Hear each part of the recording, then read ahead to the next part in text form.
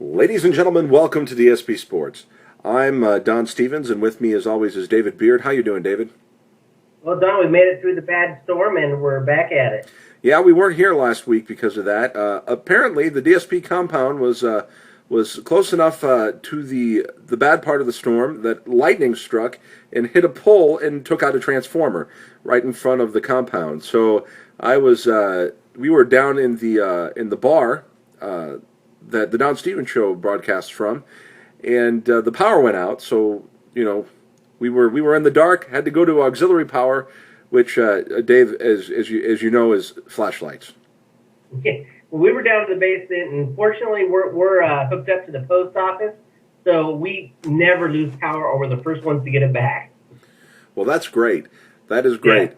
That's good for you all, and I'm going to pick up my house and move it next to a post office, so that happens with me. A lot's going on in the sports world that we couldn't talk about last week, and we can't fit it all into today and make it a show that you'll want to sit down and listen to the whole thing, but we can talk about some of it. And what I do want to talk about first is the NBA. Right now, we've got the Lakers winning. We've got Boston winning, Miami winning, Atlanta winning, Chicago winning, Oklahoma City winning, and Dallas winning. We're waiting on one more. We're waiting to see if the Spurs or the what is that other team? Who the Spurs play? Memphis. We're to see if Memphis can beat the Spurs, or if the Spurs can come from behind the series and win it all. What do you think about that game? I don't think the Spurs can. I think Memphis is going to close it out. Now, San Antonio has been the golden child all season long. Yeah, they have been, but they did hit that spell towards the end where they were actually for a while going for the best record in the NBA, and then they've just gone downhill. All right, so you're calling it right now, saying the Spurs probably aren't going to pull this off. I hope I'm wrong because I picked them, but I think Memphis is going to close them out in 6 tonight. At 9 p.m. Eastern Time, ladies and gentlemen that are looking to watch that game, if it's on in your local market. I had an Easter treat, and that was the Celtics were on network television, so I got to watch them top off their 4-game sweep of the New York Knicks. That shocked me. I thought Boston would win, but I thought New York would, they have some good players in there. I thought they'd give them a fight, but they didn't. Well, I was worried there towards the end of the game because it looked like New York was going to make a run. Yeah, but I think I'm really excited about this next series, and Boston and Miami. I'm all in for Boston, man. I hope you guys can do it, Don. Well, I hope that Boston decimates Miami as well. Now, the Lakers, they had a little scare there for a while. Yeah, the Lakers are the Lakers. They win when they have to, and it's just what they do. I still think they're going to make it to the finals, but, they don't look like they did the last few years going into the playoffs, so we'll see what happens. Well, ladies and gentlemen, if you want more talk about basketball and sports in general, you can check us out at DSP Sports on Twitter, and you can also check us out at DSP Sports on Facebook, where our new correspondent, Wayne Stanley, will be reporting 100% totally biased from the New England region. Wonderful. Now, let's leave the NBA behind. And what we have now is the NHL. We have got the NHL, and the Boston Bruins have advanced to the next level. As far as I know, the Bruins haven't won a Stanley Cup. I don't think they have. They are one of the original teams. If they can win a Stanley Cup... You're all in for... What was that? So you're all in for Boston. I'm all in for Boston. As you know, I'm a Red Sox fan and a Patriots fan. I've never really been a big Bruins fan. I've always been a St. Louis Blues fan. But the Blues aren't in it, and I've got to pick a team. And I guess Boston just falls in the default category. I was never a Carolina hockey fan, ever. But I have rooted for Boston in the past, so I'm pulling for Boston to beat Philadelphia, I believe is who they're going up against. Well, I don't have a dog in the fight anymore since the Kings are out, so I'll support your guys now. Well, that's good. So now what we have here is we've got in the conference semifinals, Nashville is is playing Vancouver, I believe. Vancouver's ahead 1-0 in that series. We've got Game 1 coming up for Detroit and San Jose, I believe, and it's a 0-0 tied. And then, of course, is that Tampa Bay Lightning? Is there even ice in Florida? Going up. Are you disgusted that Tampa Bay Lightning have only been in franchise for like less than 10 years and they have a Stanley Cup and that Boston doesn't? No, it doesn't frustrate me. It doesn't frustrate me. I mean, I'm sure it must have cost money to have all that ice sent down to Florida. And then, of course, we have Boston and Philadelphia. So those of you who are interested in the NHL, I just want you to know that that's where they're at. Are there any Canada teams?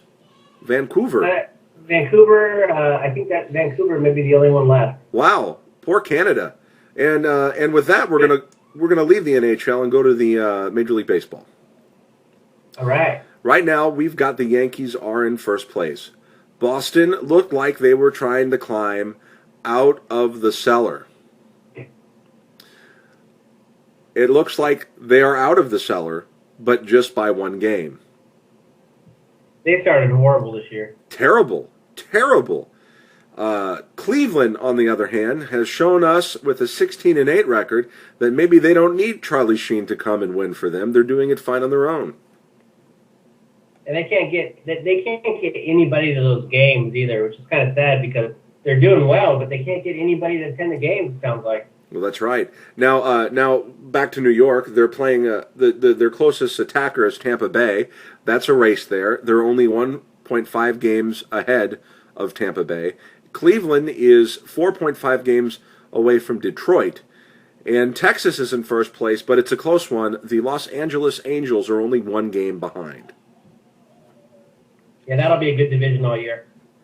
In the National League, Philadelphia is in the lead in the East, but they're only in the lead by a half a game from Florida.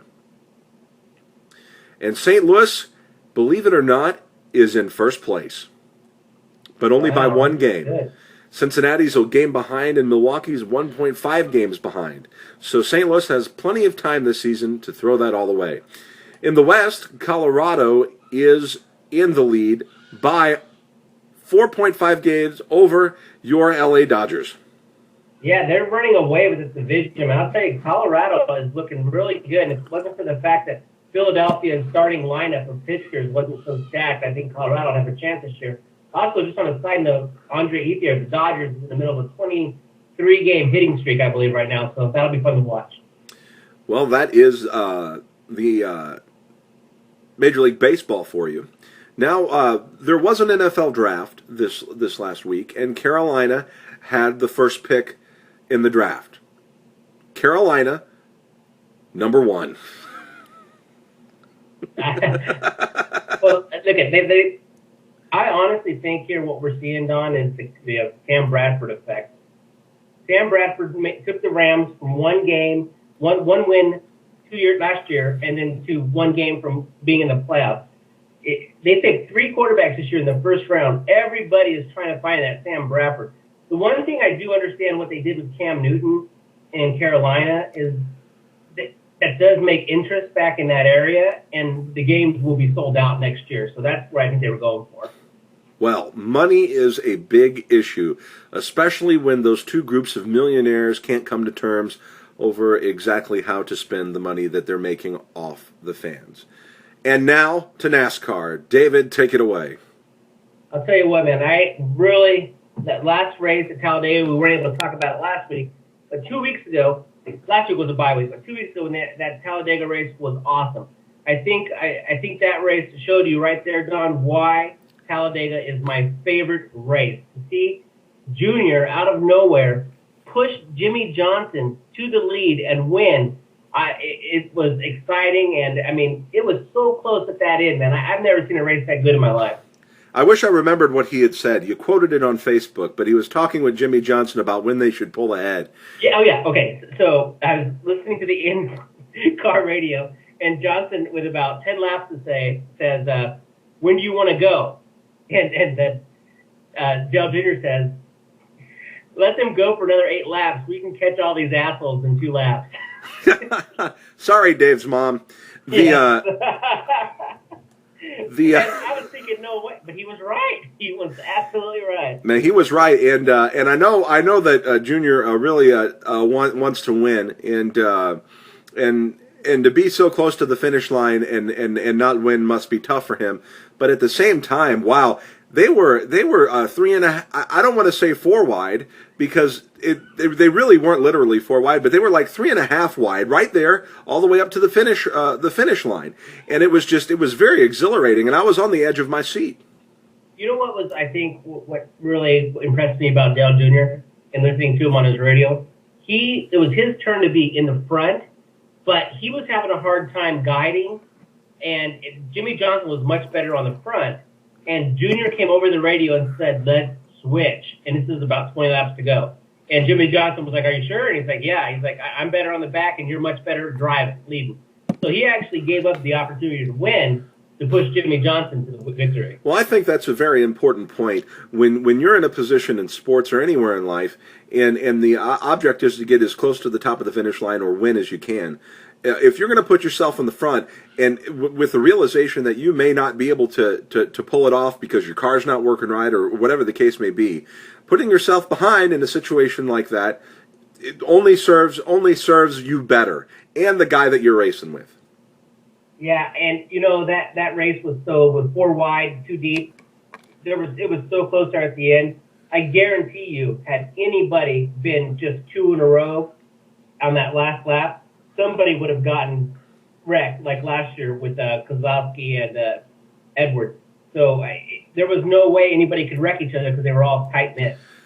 I don't care what some of the drivers think. I love this slingshot style of racing.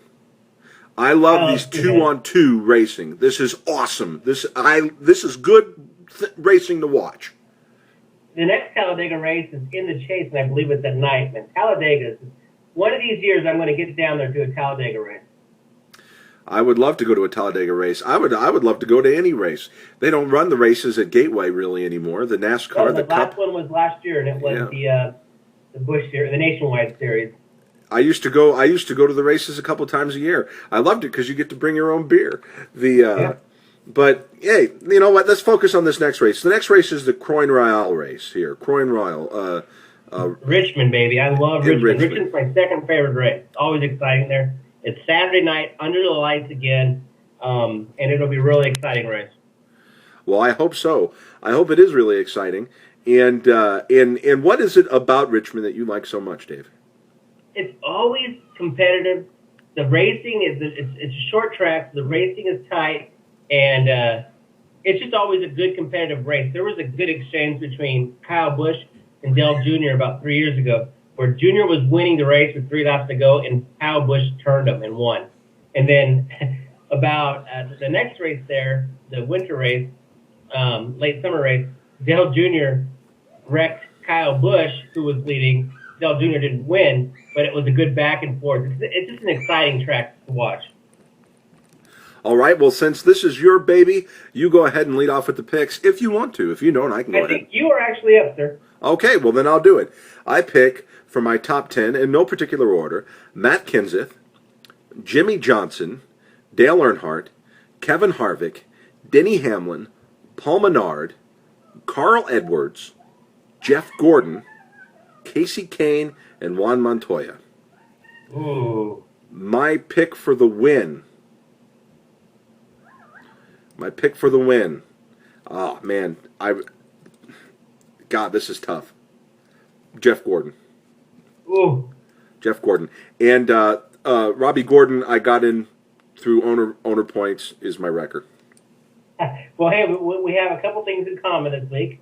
Okay. Robbie Gordon, I have went with him as my record as well this week. It's been about a month since I chose him to wreck, so I think we should just choose him every week. Okay, my top 10. Dale Jr., Harvick, Edwards, the grumpy Tony Stewart, Kyle Busch, Jeff Gordon, Jimmy Johnson, Juan Pablo Montoya, Boyer, Burton, and my winner is Juan Pablo Montoya. All right. Well, there you go. You're picking Juan Montoya, and I've picked him a couple times this year, and I think he's doing well. You know why I didn't put Tony Stewart in my lineup is because I don't feel comfortable picking him for a top 10 if he's not going to work with this crew chief. Yeah, I'm kind of with you on that. And Tony Stewart. I just feel like at the end of the day at Richmond, he'll be in the top 10. But I could be wrong, and that's the problem. He owns the team. He's not as good as he was when he was at Gibbs because he had to do what they were telling him. That's why he was a championship driver. Now he does what he wants, and we're seeing the results. You know, he should do what he's told in the race car, and if he's got a problem with it, have a stinking meeting after the race. Yeah. See, this is why Tony Stewart will never get the respect like a Dale Earnhardt Sr. Dale Earnhardt Sr. never would do anything like that. Well, perhaps not. I don't know. In-car audio wasn't a big thing back in the day, where you could hear everything and you can hear all that stuff. And if you go back even further, I mean, radios in the old days were pretty much non-existent, and communication was non-existent. Now with all this technology, you'd think the guy with a bird's-eye view and the guy in the pit box, you'd think even if you were Tony Stewart, that you would listen to that crap, but apparently not. Well, ladies and gentlemen, thank you for listening to DSP Sports. I want to remind you once again that you can find us at DSP Sports at Twitter, and you can find us at DSP Sports, all one big long word, at Facebook, and you can like us there and contribute with us. The DSP Sports team now is myself, Don Stevens, and we've got Dave Beard and Wayne Stanley, and we're all happy to talk sports with you on Facebook. So join us there whenever you possibly can. And if we're not covering a team or a sport you want us to cover, well, we don't know unless you let us know. For David Beard, I'm Don Stevens. Well, you know what, David Beard, say goodbye yourself. Good night and good luck. All right, and we'll see you all hopefully next week. This is DSP Sports.